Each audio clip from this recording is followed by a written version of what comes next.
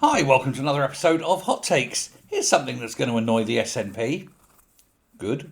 The UK government's Defence Secretary, John Healey, has suggested that the good people of Scotland should not vote SNP because he's saying that the SNP were a bigger threat to national security than China.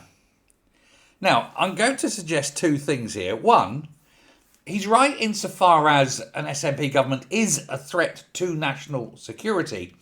But no, I don't think it's as big a threat as China.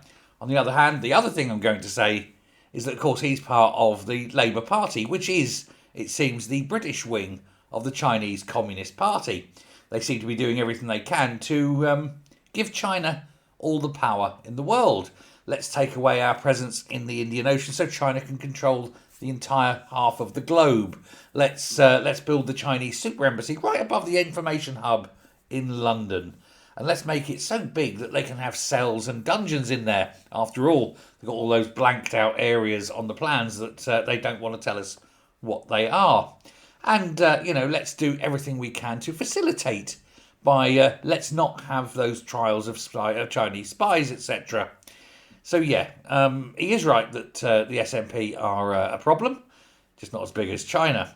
However, they do represent a threat. If, for example, and it won't happen, but if the SNP ever managed to get independence for Scotland, it'd be a threat because they're going to kick out the atomic or the nuclear submarine base. And, of course, then they would claim all the waters around the top.